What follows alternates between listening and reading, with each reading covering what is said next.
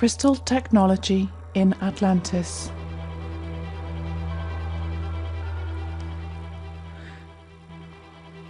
By listening to the information contained in this section, you may start to feel a little altered.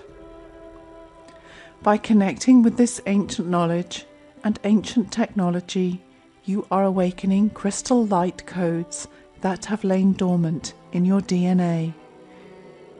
You are making a deep, deep reconnection to the unique power and gifts of the sacred technology at that time. You may well find that you trigger a past life memory to this time when you worked with ancient crystal technology, and you may have a realization of what has drawn you towards crystal healing in this time. The most ancient and one of the most advanced civilizations of our times existed in Atlantis, a land mass with islands stretching around a central island in the Atlantic Ocean, reaching from Bimini in America to Portugal in Europe. The civilizations used crystal technology to function with everyday life. Not only did they harness the power of the crystalline energy grid of the earth by building temples at powerful energy vortices. An energy vortice occurs where two ley lines cross. Stonehenge and the Great Pyramid are two examples of buildings built on them. But they used and understood crystal technology to enhance most aspects of their life. The uses of crystals included physical and emotional healing, rejuvenation, sound and music enrichment and crystalline musical instruments, meditation, amplification of mental capacity and information download, dematerialization, teleportation, telekinesis, anti-gravity plasma, magnetic force fields, libraries, storing records and other knowledge, much like a computer, creation of higher energy fields for use in schools, research facilities and factories, increase of plant growth in farming and agriculture, weather control, amplification of natural ley energy, communication, power transmission. Crystals have the ability to transfer energy, to retain it, to maintain its intensity, to focus and transmit it over great distance. The presently termed Vogel Phi crystals were used extensively to merge energy from human theta thought via teams of scientist priests. Theta-level thought waves were combined with pranic chi energy and integrated and amplified into a unique crystalline manifestation wave.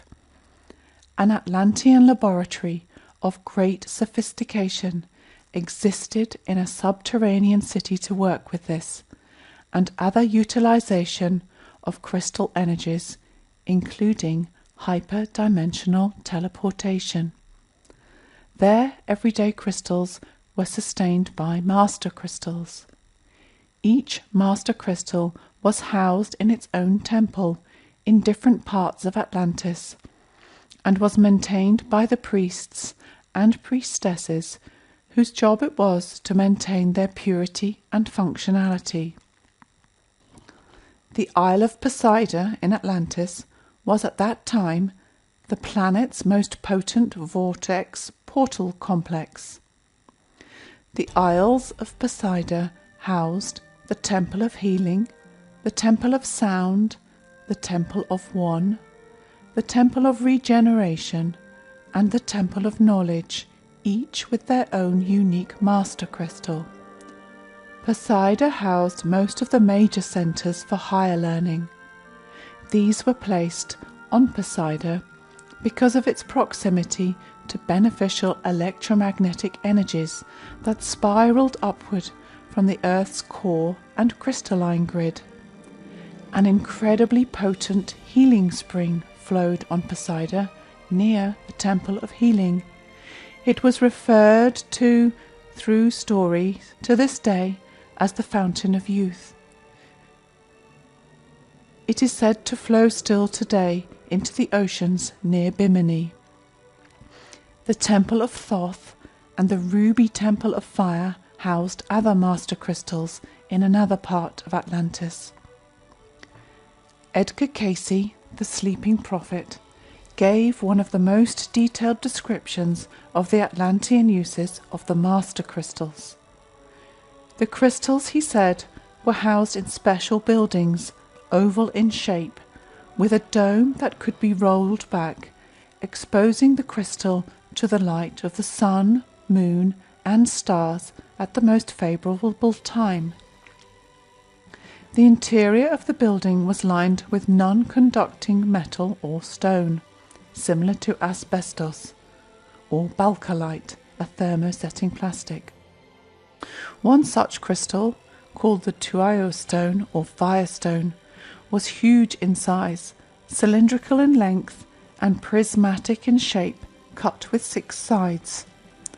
On top of the crystal was a movable capstone, used to both concentrate incoming rays of energy and to direct currents to various parts of the Atlantean countryside. It appears that the crystal gathered solar, lunar, stellar, atmospheric, and earth energies, as well as unknown elemental forces, and concentrated these at a specific point, located between the top of the crystal and the bottom of the capstone. The master crystal energy was used for various purposes. In the beginning, it was used as purely a spiritual tool by initiates who could handle the great energy. The early Atlanteans were peaceful people. As they developed more physical material bodies, they used the crystal to rejuvenate their bodies and were able to live hundreds of years while maintaining a youthful appearance. Later, the master crystals were put to other uses. Currents of energy were transmitted throughout the land like radio waves, and powered by these, crafts and vehicles traversed the land, through the sky and under the sea at the speed of sound.